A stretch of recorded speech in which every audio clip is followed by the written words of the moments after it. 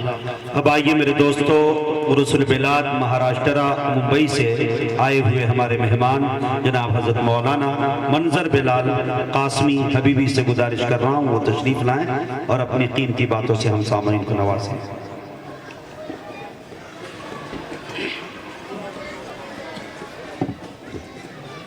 السلام علیکم ورحمۃ اللہ وبرکاتہ۔ الحمدللہ کفا وسلام علی عبادہ الذین اصطفى، اما بعد اعوذ باللہ من الشیطان الرجیم، بسم اللہ الرحمن الرحیم۔ یا ایہا الذین آمنوا قوا انفسکم واہلیکم نارا، صدق اللہ مولانا العظیم۔ قال النبی صلی اللہ علیہ وسلم: اذا مات الانسان انقطع عمله الا من ثلاث: صدقة جاریة او علم ينتفع به او ولد صالح يدعو له، او كما قال علیہ الصلاة والسلام۔ اسٹیج پر تشریف فرما علماء کرام اور آج کی اس مجلس میں موجود حاضرین، آج کا یہ پروگرام انتہائی کامیابی کے ساتھ تکمیل کے مرحلے میں ہے، اور اس مجلس کے اندر بڑے بڑے علماء کرام کا بیان ہو چکا ہے۔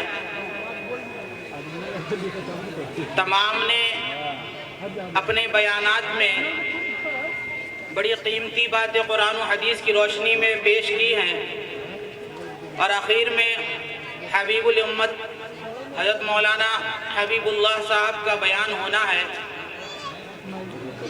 لیکن مجھے حکم ہوا ہے تو 2-4 منٹ میں آپ کے سامنے کچھ باتیں عرض کروں۔ اللہ تعالیٰ نے ہمیں اشرف المخلوقات بنایا ہے، اور اللہ رب العزت نے ہمیں دنیا کے اندر زندگی گزارنے کا طریقہ بھی بتایا ہے۔ انبیاء علیہ السلام کے ذریعے سے اس زندگی کو کس طریقے سے کامیابی کے ساتھ گزارنا ہے، وہ اللہ رب العزت نے انبیاء علیہ السلام کی زبانی ہمیں بتایا۔ آخر میں نبی پاک علیہ السلام تشریف لائے، اور آپ صلی اللہ علیہ وسلم کے ساتھ ہی اللہ تعالیٰ نے ارشاد فرما دیا: ان الدین عند اللہ الاسلام، کہ اب دین صرف اور صرف اسلام ہے، اللہ کو پہچاننے کا ذریعہ، اللہ کی رضا حاصل کرنے کا ذریعہ، اور دنیا اور آخرت کے اندر کامیابی حاصل کرنے کا اگر کوئی طریقہ ہے تو وہ اسلام ہے، جو نبی پاک علیہ السلام کے ذریعے سے شریعت ہم تک پہنچی ہے۔ اگر اس کو کوئی اپناتا ہے تو وہی دنیا کے اندر بھی کامیابی حاصل کرے گا اور آخرت کے اندر بھی کامیابی حاصل کرے گا۔ اس کے علاوہ جتنے بھی راستے ہیں، جتنے بھی طریقے ہیں، وہ سب کے سب آج کے بعد جو ہے قابل قبول نہیں ہے۔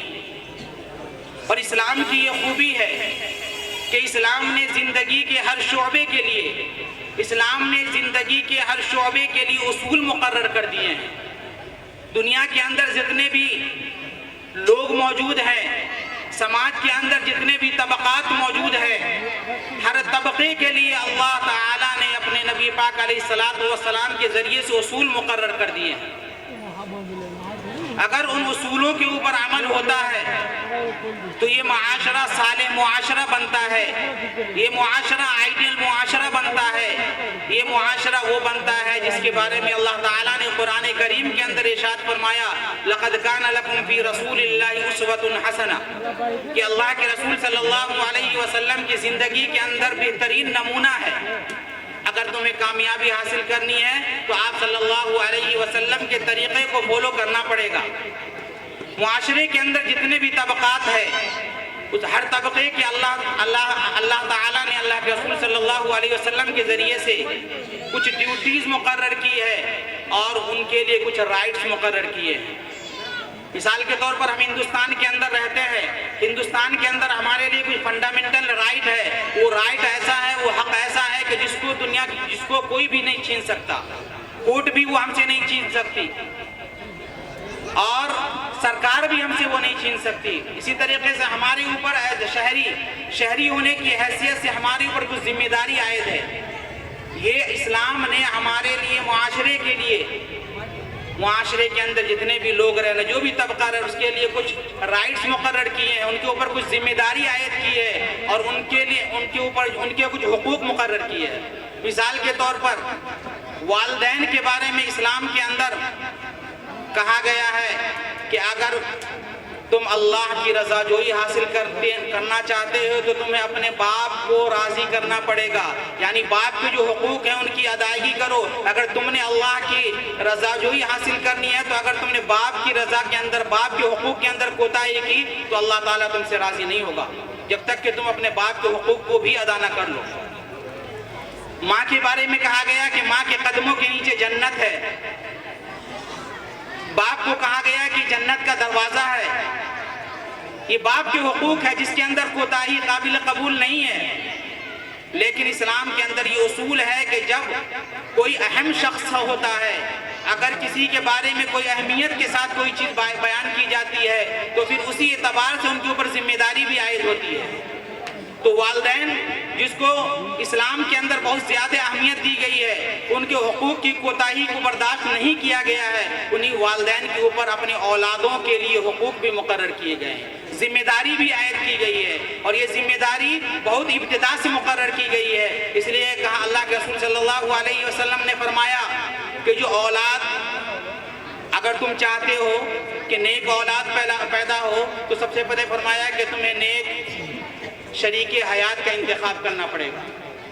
तो उनका हुलमरअतु लिमालिहा वली हसबिहा वली जमालिहा वली दीनिहा फस्बुल बिजातिद्दीन औ कमा क़ाल अलैहिस्सलातु वस्सलाम।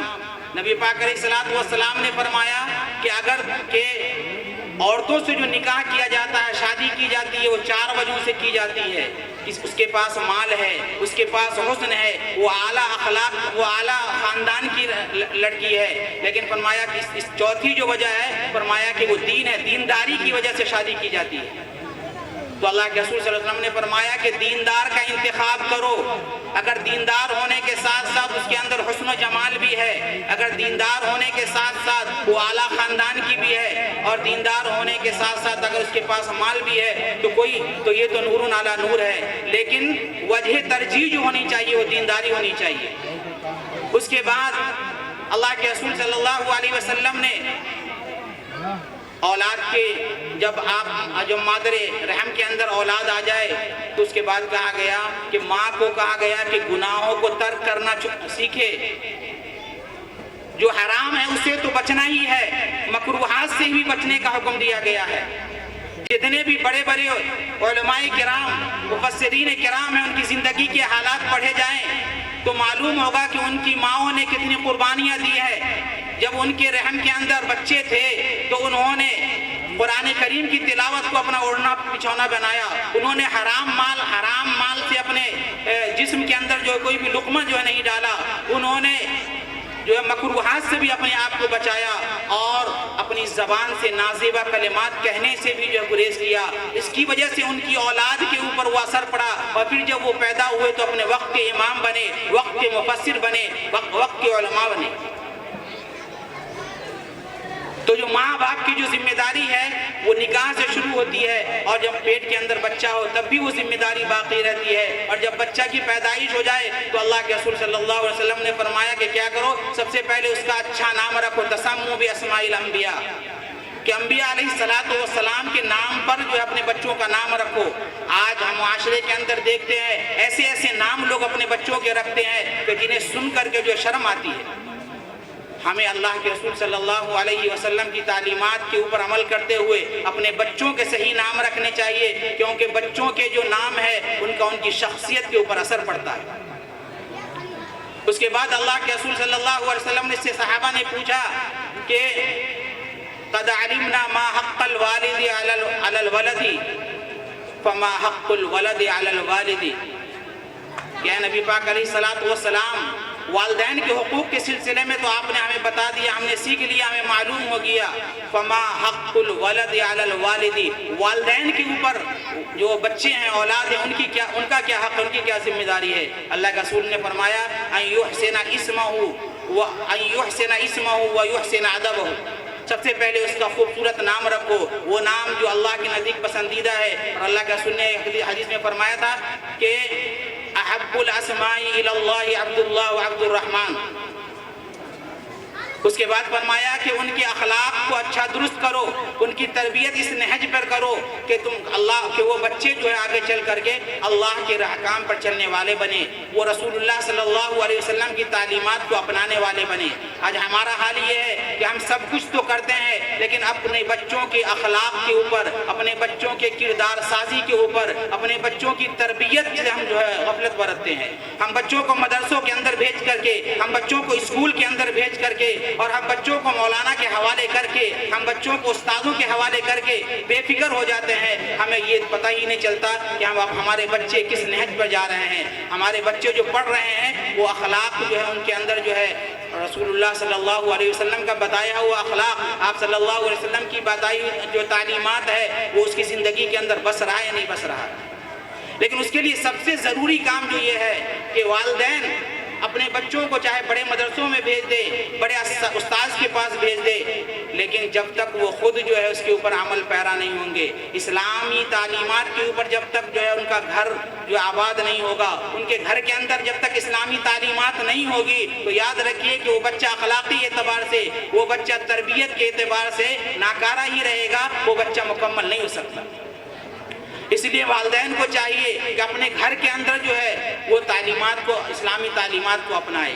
آپ کا چلنا کیسا ہے، آپ کھانا کھا رہے ہیں تو وہ کس طریقے سے کھا رہے ہیں، اور آپ جو ہے اپنے والدین سے بات کر رہے ہیں کس انداز سے کر رہے ہیں، آپ اپنے چھوٹے بھائی سے بات کر رہے ہیں کس انداز سے کر رہے ہیں، آپ اپنے بہن کے حقوق کو ادا کر رہے ہیں یا نہیں کر رہے ہیں، آپ کے ذمے جو اپنے بھائی کے حقوق ہے اس کو ادا کر رہے ہیں یا نہیں کر رہے ہیں، آپ کا اپنی بیوی کے ساتھ کیسا معاملہ ہے، ان کے ساتھ جو ظلم کا معاملہ تو نہیں کر رہے ہیں۔ اسی طریقے سے جو مائیں ہیں ان کو چاہیے کہ وہ اپنی گھر کے اندر جو ماحول ہے اس کو اسلامی ماحول بنا کر کے رکھے۔ انہیں یہ سوچنا چاہیے کہ کہیں ایسا نہ ہو کہ وہ اپنے شوہر کے ساتھ بدتمیزی کرے، اپنے بچوں کے ساتھ جو ہے تلخی کا معاملہ کرے اور ایسا معاملہ کرے جو اسلامی تعلیمات سے متصادم ہے۔ تو یاد رکھیے کہ بچے تعلیم سے زیادہ تربیت سے جو نکھر کر کے سامنے آتے ہیں۔ علم اگر آ گیا لیکن تربیت نہیں آئی، یہ تربیت جو ہے مدرسوں کے ذریعے سے بھی آئے گی، مکتبوں کے ذریعے سے بھی آئے گی اور آپ کے گھر کے ماحول سے سب سے زیادہ آئے گی۔ بچے اپنے والدین کو آئیڈیل مانتے ہیں، اپنے آس پاس رہنے والے لوگوں کو اپنا نمونہ مانتے ہیں،